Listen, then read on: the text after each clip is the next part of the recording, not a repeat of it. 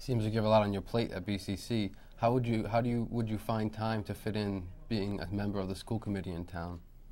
In the last, that's an excellent question. That's just a natural question to ask someone, and that's not a problem for me, because in the last 15 years, because I've been teaching at universities for the most part, there's three aspects of the professorate.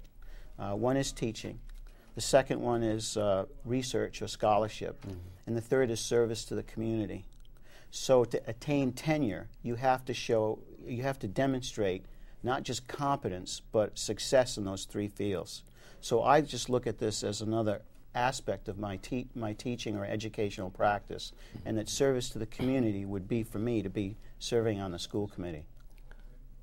Now, what do you feel is the #1 order of business to accomplish if you're elected to the school committee? What do you feel is lacking in the school district that you feel, with all your experience and your doctorate degree, and what do you feel that you could bring to the table, per se, for the school department to make the school district a better district? I think the district we have has tremendous people in it. I think they're trying the best they can under very arduous times.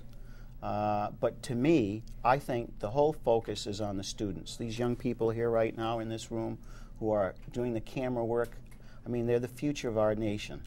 And I think that my generation, owes them a tremendous debt of thanks for being here, for trying to achieve and come into the fullness of their adulthood. So to me, the student is paramount. Student success and great teaching, to me, are parallel. They are co-equal. They're married to one another. That's what I want to see emphasized as a school committee member. Now, do you see the students excelling in the classroom? Because I know you were a teacher here. What subject was it that you taught when you were teaching? English. English. Yeah. Now, was it classes for like college prep classes? There are a variety of classes for business, vocational, college.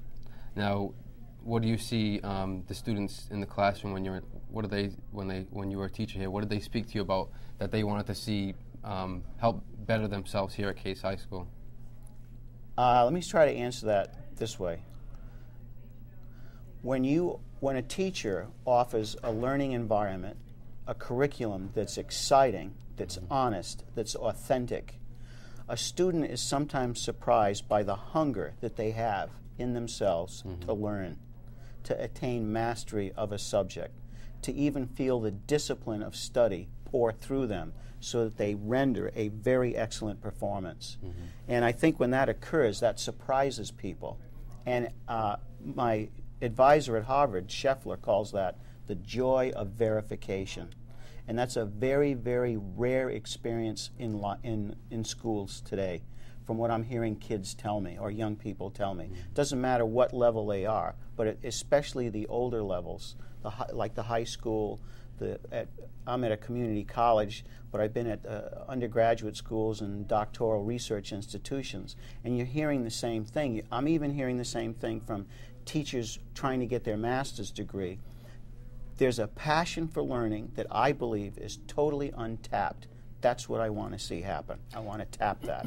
Now, do you think it's because of students and people trying to get their doctorate degrees, because their lives are so busy and they're going in many different directions? Is that why you think there's not that passion for learning there? I think that many people get institutionalized. We have massive institutions in our society, and they are overwhelming because they are trying to deal with overwhelming complexities, overwhelming problems in the society, drug problems, gangs,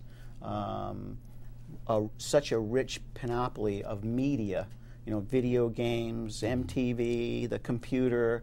Okay, so to get up in front of a classroom and just be a talking head is not going to work anymore with the audience we have, because the young people we have are probably the most sophisticated visual learners that have ever walked the earth, at least within memory.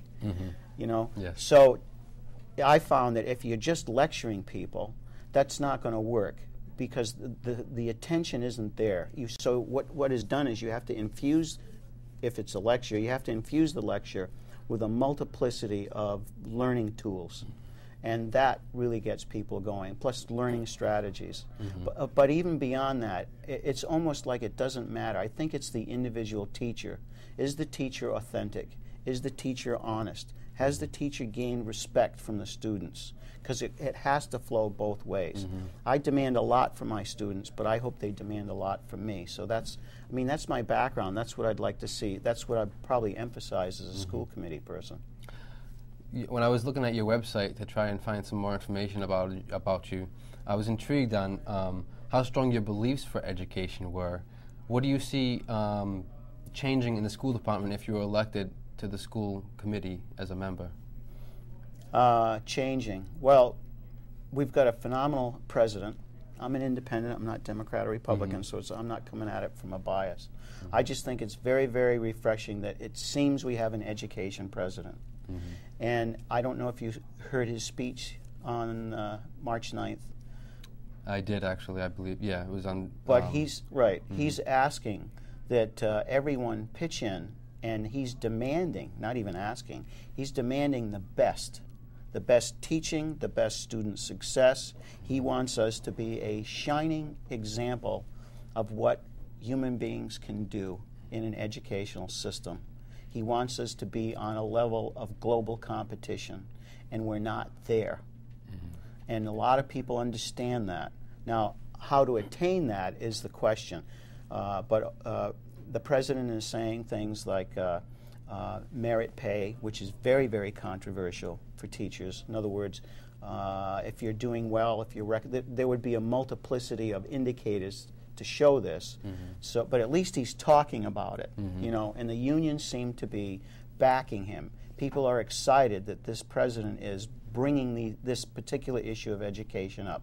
What is changing? That is a huge change, because that from the top is urging the whole system to move toward a change in the culture.